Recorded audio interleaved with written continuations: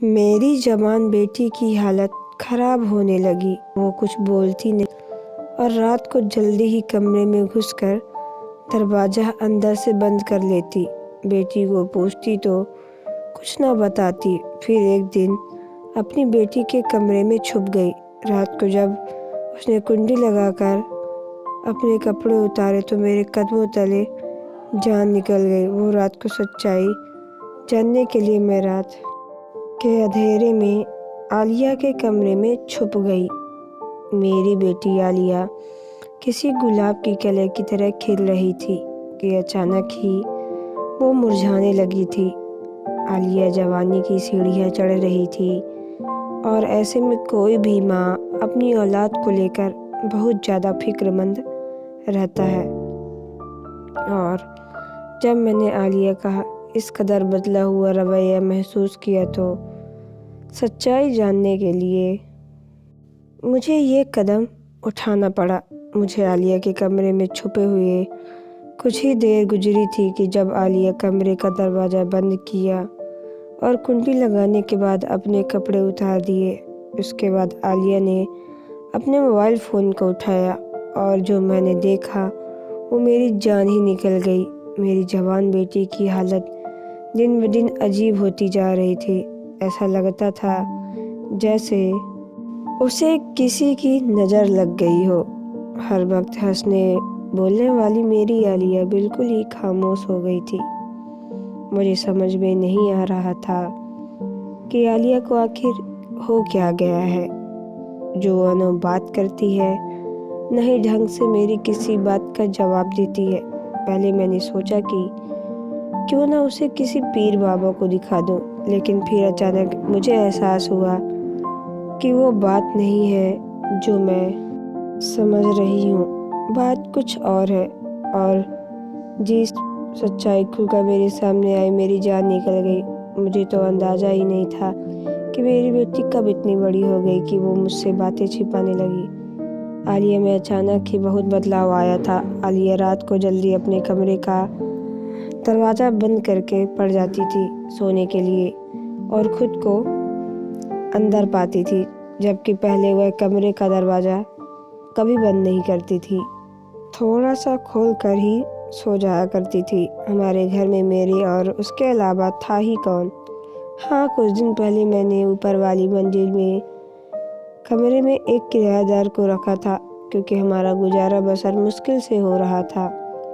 وہ ایک بہت اچھا اور نیک لڑکا تھا۔ اس کا آنا جانا ہمارے ہی گھر میں دروازے میں لگا رہتا تھا کیونکہ گھر میں ایک ہی راستہ تھا، لیکن مجھے بہت اچھا لگا، اس لیے مجھے کبھی بھی اس سے کوئی پریشانی نہیں ہوئی۔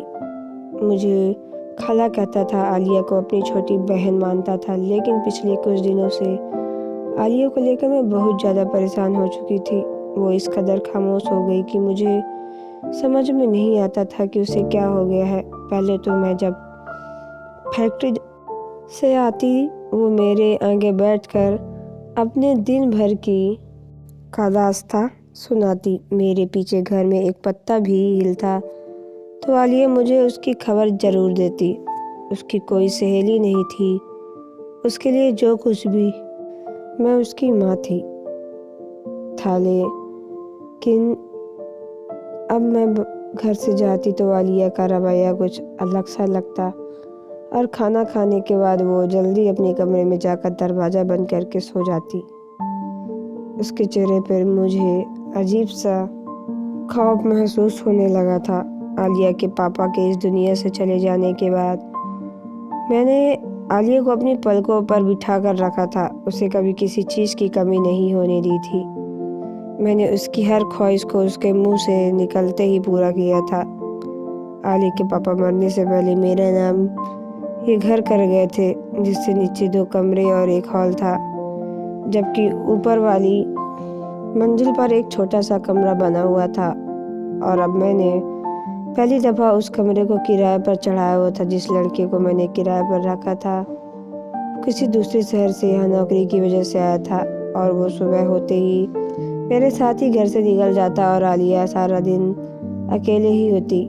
اس نے پڑھائی جلد ہی چھوڑ دی تھی اسے پڑھائی بھی کوئی دلچسپی نہیں تھی اور اس کے جسم پہ گھر کے کاغذات بھی تھے، کیونکہ میں نے تو عالیہ کے ابا کے انتقال کے بعد ہی ایک فیکٹری میں نوکری کر لی تھی۔ اللہ کو کرایہ پر رکھتے وقت مجھے اس وقت کا سکون تھا کہ وہ میرے ساتھ ہی نوکری کے لیے نکل جاتا ہے اور شام ڈھلتے ہی واپس آتا ہے، لیکن جب فیکٹری کی چھٹی کے بعد جب میں گھر آتی تو کبھی کبھی وہ مجھ سے پہلے آیا ہوتا۔ اس کا نام اللہ تھا اور اسے دیکھ کر مجھے یقین ہو چلا تھا کہ اس کا تعلق کسی اچھے خاندان سے ہے، اس لیے میں نے اسے اپنے گھر پہ رکھ لیا تھا کیونکہ مجھے پیسوں کی ضرورت تھی۔ عالیہ جوان ہو رہی تھی، 16 سال کی عمر میں بہت بڑی لگنے لگی تھی، اس لیے میں جلدی اس کی شادی کرنا چاہتی تھی۔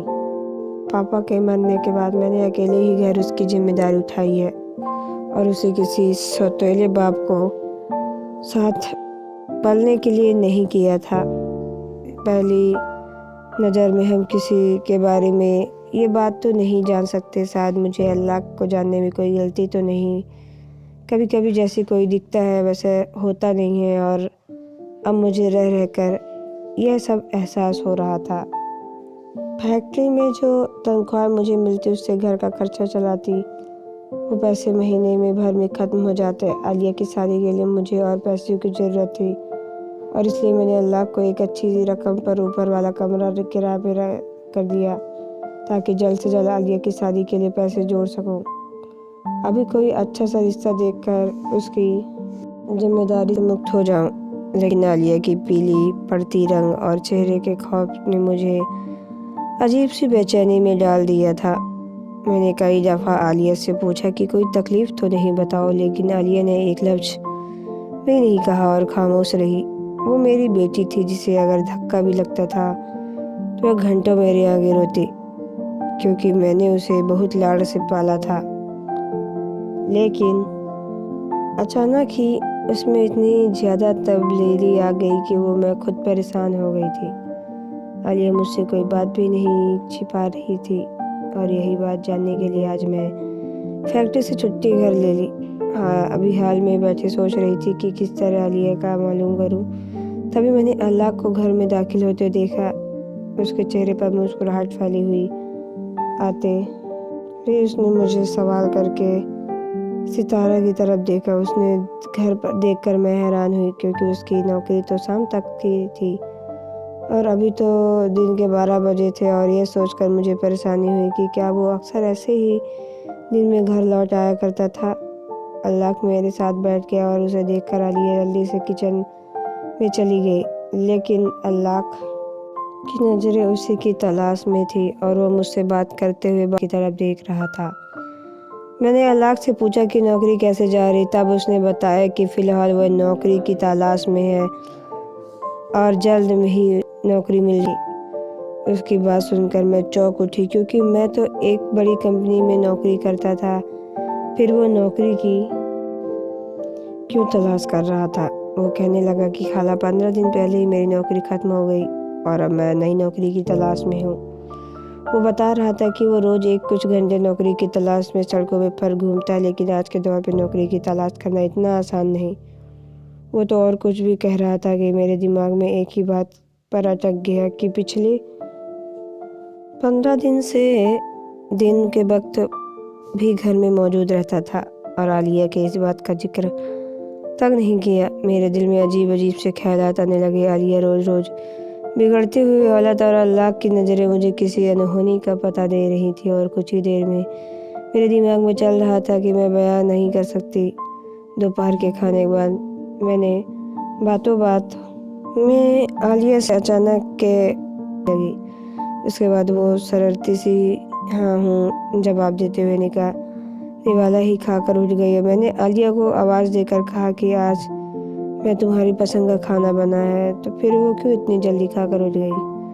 عالیہ پلٹ کے میری طرف دیکھ کر مسکرائی، کہنے لگی اماں گرمی اتنی ہے کہ کچھ کھانے کو جی نہیں چاہتا۔ عالیہ کی یہ بات سن کر پریشان ہو کر رہ گئی، کیونکہ عالیہ کو ہمیشہ سے ہی گرمیاں پسند تھی، سردی تو اسے برداشت نہیں ہوتی تھی۔ بہت سارے کپڑے پہننے کے باوجود وہ کانپتی رہتی تھی، ساری سردی اسے لگاتار کھانسی ہوتی تھی اور فلو سے پریشان رہتی تھی۔ آج وہی عالیہ گرمی سے پریشان ہو کر جب وہ سونے کے لیے اپنے کمرے میں جانے لگی تو میں نے کہا کہ بیٹی، کمرے کا دروازہ کھلا رکھ کر سونا، گرمی بہت ہے۔ کہنے لگی، اماں مجھے بند دروازے میں ہی نیند آتی ہے، اگر میں دروازہ کھول کر سو جاؤں گی تو بار بار آنکھ کھلتی ہے۔ میں نے ایک گہری نظر عالیہ پر ڈالی جو سر سے پاؤں تک بدلی ہوئی محسوس ہو رہی تھی۔ عالیہ تو ہمیشہ ہی میرے کمرے میں سونے کے بہانے ڈھونڈتی تھی، لیکن میں نے خود سے کچھ وقت پہلے ہی اس کا کمرہ الگ دے دیا تھا۔ مجھے یہ فکر ستاتی ہے کہ ایک دن عالیہ کو رخصت ہو کر جانا ہے، اور اگر وہ اتنی قریب رہے گی تو میرے لیے اسے رخصت کرنا بہت مشکل ہوگا، کیونکہ اتنی بڑی دنیا میں میرے عالیہ کے علاوہ کوئی تھا ہی نہیں۔ اس کے سامنے اس کے جانے کے بعد میں بالکل تنہا ہو جاتی۔ میری بیٹی جوان ہو رہی تھی اور جوان بیٹیوں کو مائیں اکثر ہی فکر مند رہتی ہے، اور کچھ ایسا ہی حال میرا بھی تھا۔ جانے کی صبح مجھے اللہ کا وجود کھٹک رہا تھا۔ رات کے کھانے کے بعد میں نے اپنی بیٹی کو زبردستی اپنے ساتھ لے کر بیٹھ گئی کہ چلو آج ہم دونوں ماں بیٹی کچھ باتیں کر لیں گے۔ کہ اتنے میں اللہ سیڑھیاں اتر کر نیچے چلا آیا۔ شاید وہ کہیں باہر جا رہا تھا، لیکن ہم دونوں کو دیکھ کر ہمارے پاس ہی آ گیا۔ مجھے اس کا اس طرح ہمارے درمیان بیٹھنا آج چڑ محسوس ہو رہا تھا، جبکہ اکثر ہی ہم دونوں بیٹھ کر باتیں کیا کرتے تھے۔ جیسے ہی وہ ہمارے درمیان آ کر بیٹھا تو میں خاموش ہو گئی۔ میں اکیلے میں عالیہ کے ساتھ کچھ وقت گزارنا چاہتی تھی تاکہ عالیہ سے کچھ اس تبدیلی کی وجہ جان پاؤں، لیکن اللہ کی موجودگی میں کچھ بھی نہیں پوچھ سکتی تھی۔ کچھ ہی دیر ہی جا کر آرام کرو، رات بہت ہو گئی ہے، ہم دونوں بھی سونے کے لیے لیٹنے والے ہیں۔ جبکہ میرا ارادہ سونے کا نہیں تھا، لیکن اللہ کو بھیجنے کے لیے میں نے جھوٹ کا سہارا لیا۔ اللہ شاید میرا مطلب سمجھ گیا تھا، اس لیے وہ خاموشی سے اٹھ کر چلا گیا۔ میں نے آج تک اس کو بہت اچھا اور نیک ہی پایا تھا، لیکن شیطان کب کس بدل گئی، انسان کو کیا خبر۔ تھوڑی ہی دیر بعد عالیہ بھی اپنے کمرے میں جا کر دروازہ بند کر کے سو گئی، لیکن میری نیند اڑ چکی تھی۔ مجھے اللہ کی نظر میں کچھ عجیب سا الجھن ڈال رہی تھی۔ اس کا عالیہ سے بات کرنے کی کوشش کرنا، بہانے سے اسے دیکھنا، اور دن میں میری موجودگی سے بھی غیر میں ہونا، مجھے سب کچھ عجیب لگ رہا تھا۔ اور اس سے بڑھ کر عالیہ کا بدلتا ہوا رویہ۔ رات میں نے کروٹ بدل کر گزار دی، اور جب صبح اٹھی تو عالیہ کا چہرہ پھر سے وہی بجھا ہوا تھا۔ ایسا لگتا تھا جیسے وہ رات بھر سوتی ہی نہیں۔ میں فیکٹری سے اتنی زیادہ چھٹیاں بھی نہیں لے سکتی تھی، اس لیے مجبوراً مجھے عالیہ کو گھر میں چھوڑ کر جانا پڑا، لیکن میرا سارا دھیان اسی میں اٹکا رہا، اور میں اپنا کام بھی صحیح طرح سے نہیں کر سکی۔ بہت مشکل سے جیسے تیسے میں نے آدھا دن گزارا، لیکن عالیہ کو لے کر میرے دماغ میں عجیب سا خیال آ رہا تھا، اس لیے میں نے آدھے دن کی چھٹی لی اور گھر واپس آ گئی۔ گھر کے دروازے کی چابی میرے پاس ہمیشہ رہتی ہے۔ میں نے سوچا کہ عالیہ کام میں مصروف ہوگی، اس لیے خود دروازہ کھول کر اندر آ گئی، لیکن یہ دیکھ کر میری حیرت سے امتحان نہ رہی کہ اللہ عالیہ کے پاس کھڑا کچھ بات کر کے مصروف تھا۔ ان دونوں ایک ساتھ ہو کر میں نے تن بدن آگ لگ گئی۔ یقیناً عالیہ اور اللہ مل کر کچھ ایسا کیا کہ جس کی وجہ سے عالیہ کا چہرہ کا رنگ پھیکا۔ عالیہ کی خوبصورت جوانی اور حسن کو دیکھ کر اللہ اس کے ساتھ کچھ ایسا ویسا نہ کر دیا ہو، یہ خیال آتے ہی میرے اندر میں بے چینی کی لہر دوڑ گئی۔ میں نے میرا دل ادا کر لیا کہ میں اللہ کو فوراً ہی چلتا کر دوں گی اور اب کوئی نیا کرایہ دار نہیں رکھوں گی۔ اپنی بیٹی کو خاموشی کے پیچھے یقیناً کوئی بہت بڑی بات چھپی ہوئی تھی۔ اب میں نے اس وجہ کو جاننا چاہا تو مجھے اندازہ تھا کہ یہ وجہ کہیں نہ کہیں اللہ کی ہے، کیونکہ اللہ کے اس گھر میں آنے سے پہلے عالیہ ایک عام آدمی زندگی گزار رہی تھی۔ یہاں سے وہاں اچھل کود کرتی، ہنستی مسکراتی رہتی تھی، اور رات جیسے ہی عالیہ اپنے کمرے میں سونے کے لیے جانے لگی تو میں نے اس سے کہا کہ سونے کے لیے کمرے میں جا رہی ہو عالیہ، تم ایک بار گھر کے دروازے کو اچھی طرح چیک کر لو آؤ۔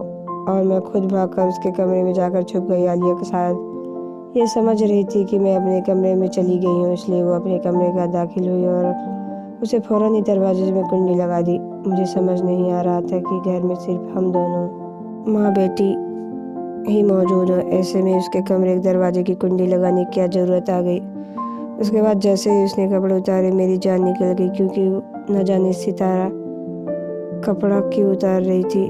کہیں اچانک کمرے میں تو نہیں، مجھے لگ رہا تھا کہ میری جوان بیٹی کسی غلط چکر میں پڑ گئی اور میری غیر موجودگی میں اس نے کچھ ایسا کر دیا ہو جس سے مجھے شرمندگی محسوس کرنی پڑے۔ میں جلدی سارے کمرے میں نظر دوڑائی لیکن مجھے کوئی بھی نظر نہیں آیا۔ عالیہ نے پلنگ پر پڑا ہوا موبائل فون اٹھایا تو مجھے لگا کہ میرے قدموں تلے کی زمین نکل گئی، لیکن عالیہ نے اپنے فون کا ٹارچ چلایا۔ کمرے میں اندھیرا تھا اور وہ شاید کمرے کی بتی نہیں جلانا چاہتی تھی۔ اس کے بعد ستارہ موبائل کی ٹارچ کی روشنی سے اپنی الماری میں سے ایک گول ڈبیا نکالی اور اسے موجود کریم اپنے جسم پر ملنے لگی۔ بہت غور کرنے پر میں نے دیکھا کہ اس کے جسم پر جگہ جگہ چھوٹے چھوٹے سرخ چھتے بنے ہوئے تھے جن پر وہ آہستہ سے کریم لگا رہی تھی۔ اندھیرے کی وجہ سے مجھے بالکل صحیح تو نہیں دکھ رہا تھا، لیکن میں جان گئی کہ عالیہ کو کوئی بیماری ہوئی ہے، اور عالیہ کو شاید ان چھتوں میں بہت تکلیف ہے، کیونکہ کریم لاتے ہوئے اس کی آنکھوں سے آنسو بہہ رہے تھے۔ اس کی تکلیف دیکھ کر میں تڑپ اٹھی۔ عالیہ نہ جانے مجھ سے کب سے یہ بات چھپا رہی تھی، اور جانے اسے کون سی بیماری ہو گئی تھی جس کی وجہ سے اس قدر تکلیف میں تھی۔ اسے اللہ کو لے کر غلط فہمی کا شکار ہو چکی تھی۔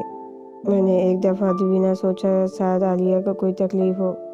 اچانک پردے کے پیچھے نکل کر عالیہ کے سامنے آئی تو وہ مجھے دیکھتے ہی پریشان ہو گئی اور اپنے کپڑے پہننے لگی۔ دوستو، آپ کو یہ اسٹوری کیسی لگی کمنٹ باکس میں ضرور بتائیں۔ اگر آپ میرے چینل پر نئے ہو تو چینل کو سبسکرائب کر کے بیل آئیکن کو پریس کر لیں تاکہ آنے والی ویڈیو کا نوٹیفیکیشن آپ کو موبائل پہ سب سے پہلے پہنچے۔ تو چلیے ملتے ہیں نیکسٹ ویڈیو پہ۔ Okay, bye, take care.